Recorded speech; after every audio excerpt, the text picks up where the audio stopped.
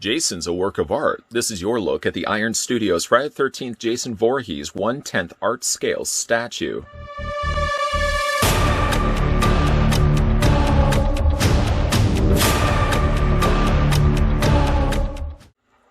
From Friday the 13th comes the classic demon audiences around the world have come to fear. Jason, the cold-blooded killer from Camp Crystal Lake, is on the loose as a 1/10 scale statue. Wearing his signature hockey mask, this polystone statue is hand-painted and includes a base.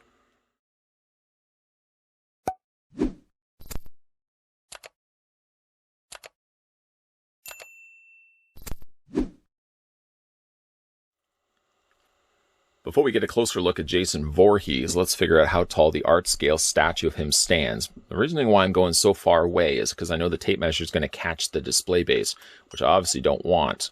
We're going to stop the tape measure right there. The statue stands 9.1 inches in height. We can switch that to centimeters, revealing that the art scale statue of Jason is 23 centimeters in height. Out of box, the statue comes with 3 parts: the base, the body, and of course the head. We'll have a look at those as we put everything together. We'll start first with the display base.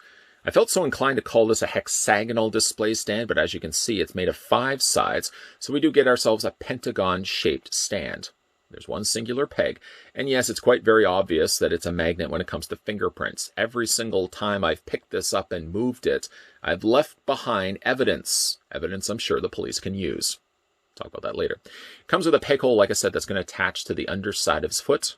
But as it goes, it's just a simple black display base.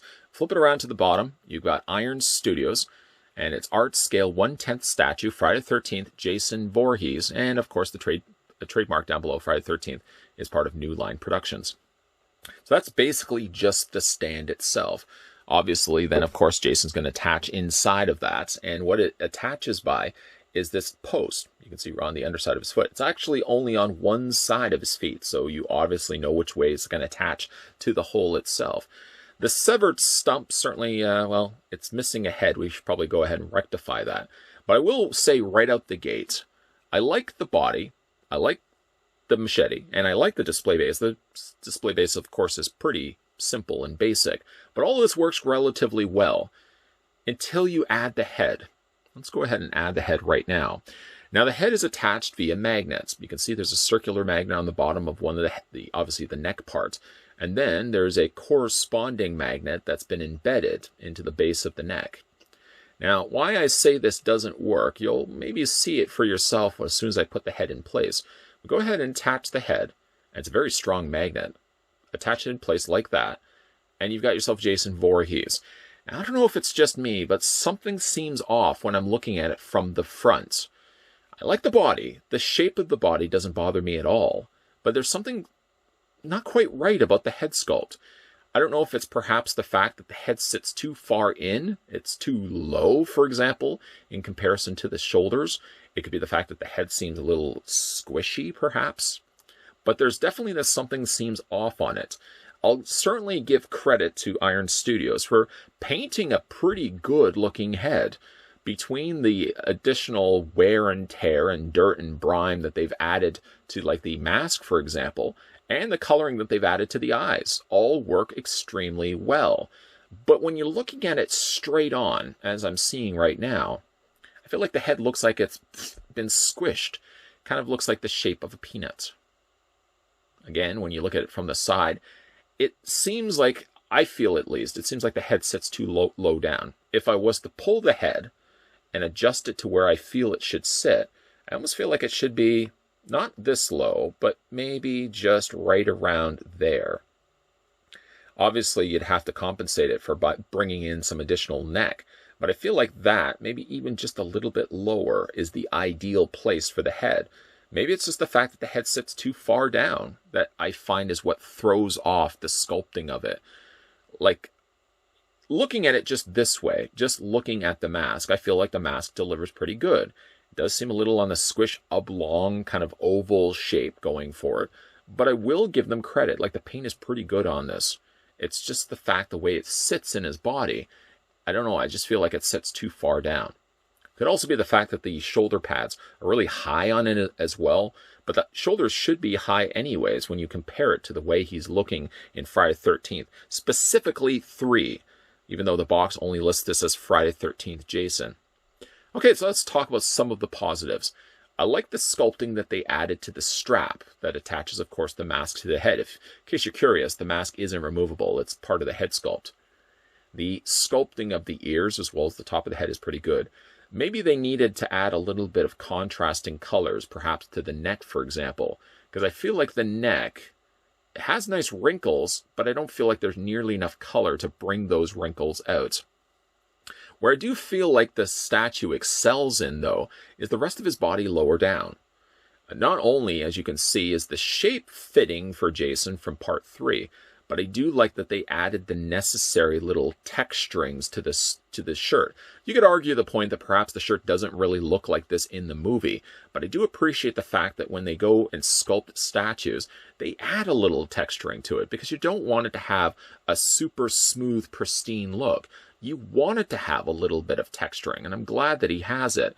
You can also see there's some blood dripped across the front of his chest, all around the bottom area of his shirt, and all dripping down the sides of his leg. It's on both sides. You see it on the one side there, and a continuation of it on the other side, where also he's got blood all over his hands. So we know Jason's been down to doing business. You can also see by the fact he's got on his machete here a lot of blood that's been streaked across the bottom. So it looks like he's slashed a few of his victims. It's not a heavily saturated machete, for example, but it has just the right amount. A nice little point of detail that I do like is on only the edge is where you're getting the stripes of blood. Right further above that, it looks like the blade is wet, but it's not covered in blood. So it sort of looks like it could be maybe intestines or bodily fluids, or perhaps it's just the fact that the machete is still wet. I do like that. I think that's a nice little touch. But as we move a little bit further down, you see his lower legs get afforded a lot of additional dirty coloring. Obviously, if he's going to be going around hacking and slashing teenagers, not only is his pants going to be soaked in blood, but he obviously is going to be walking through muddy terrains. And I'm glad to see that they added that much needed color at the lower half of his pant legs here. A nice little touch of detail I also really like, if you look at his one foot, you'll see it's generally clean. And if you look at the other foot, there's blood that's settled on the top of his shoe.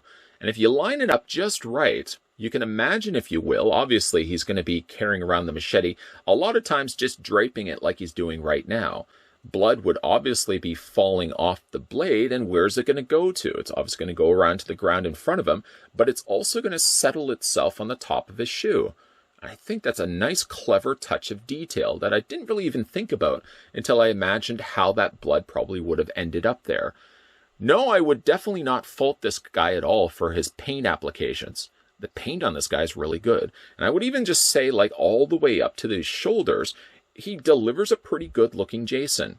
And yet again, there's something a little off-putting, I feel, a little bit when it comes to the head sculpt. Again, when you take the head sculpt off, it doesn't bother me. I think proportionally it looks good. Maybe it's a case where the head is too big, but I certainly feel like one of the biggest issues with it is the head sits too far low down. If it's just a little bit higher, possibly even just a little bit smaller, I think it would definitely be a good-looking Jason statue. As it goes right now, I like the design of it. I just feel like the head is really what throws the statue off a little bit. Let's go ahead, though, and attach this guy. So, of course, he's got the post on the bottom of one of his feet. We'll line it up to the hole on the display stand, and we'll just fit that in place. And the one good thing about it is, because there's only one foot peg, you can then decide which way you want to rotate the statue. If you want to have it more slightly off to the side of the display base, you can certainly pull that off. I mean, for me at least, I would be likely displaying him just dead center. I don't know if I would put him where the point of the pentagon is facing forward. I feel like I like the idea of having it more of a flatter front, where perhaps they could have even put a placard saying the character's name. Even though the box, again, doesn't list this specifically as Friday the 13th Part 3, it clearly looks like Part 3 Jason. And along with that goes the aspects of not having the crack yet at the top of his mask, and having that more slightly oval-shaped mask. The downside again to the statue is while all the rest of it does deliver quite good, there's something again about that head sculpt. I know I mentioned it already a couple of times in this review, but it's that head shape and how low it sits in the shoulders that I feel generally throws off the overall look of the statue when you have it on a shelf. Not only did Iron Studios produce an art-scale 1/10 statue of Jason Voorhees, but they've also done one of Freddy Krueger as well.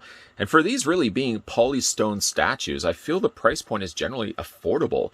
The Jason, for example, and the Freddy Krueger sit at around $100 to $114, depending on where you pick this guy up online or in stores. And I feel like that's a very modest amount for getting on board, especially if you're a big fan of Jason Voorhees or Freddy Krueger. So I probably will find myself picking up the Freddy at some point down the road. If I do, of course, a review of him will follow.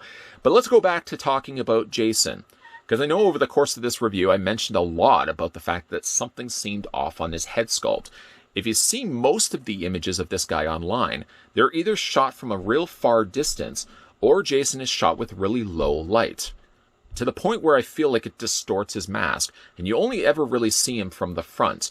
It's not until you get him physically in hand that when you put the statue together, and again, there's only 3 parts to put together, something does seem off on his head. It could be one, or it could be a combination of things, that his head is either too big or the neck is too short and it sits too far into his shoulder area. Again, it could be a combination of both, but I have to ask myself, if the head was just a little bit smaller, maybe the fact that he sits so far into his shoulders wouldn't bother me, because obviously if this is based on Friday the 13th Part 3, which I'm assuming it is, based on the fact he doesn't have the crack at the top of his mask, I feel like proportionately with his head sitting far down is accurate to the movie. Maybe it's just the case that the head is way too big. Whatever the case may be, obviously just keep in mind, take with a grain of salt, that I've got all the studio light shining on this guy on a regular basis, of course, over the course of this review. If you guys are picking this one up for yourself, then yes, you're going to be putting it probably on a shelf. You're not going to have direct light shining on him. Maybe he may not look as stark when it comes to that head being so big as what you saw over the course of this review. Obviously, as a talking point for the positives, this guy has really good looking paint. Not only is the texturing nicely done on his shirt and his pants, but I love the coloring that they added to this guy. Lots of dirt, lots of grime, lots of blood. And a nice little touch again of detail is by having the blood dripping onto his shoe. Because of course, if this is how Jason's wielding around his machete in the woods, it makes some logical sense that blood is going to be settling on one of his shoes, that it's clever that they only did it on one side and not on both shoes. But let me know down below in the comment section what you guys think of the Iron Studios art scale 1/10 Friday 13th Jason Voorhees from Part 3. We're just going to assume it's Part 3. Whether you've picked up the statue for yourself or based on this review, always like reading your comments down below. And of course, for the video question is, what is your favorite look for Jason Voorhees? I'd like to read your comments down below in the comment section. If you are new to the channel, liking all the content you're seeing and certainly want to stay on board for more videos, thank you for that, by the way, make sure you hit the subscribe button down below, turn the bell notification on, and keep those peepers of yours ever peeled, because Monday to Friday, 12 p.m. and 2 p.m. Eastern Standard Time, 2 videos a day. There's always new videos coming your way. So, as always, guys, thanks for watching, and I'll see you guys next time.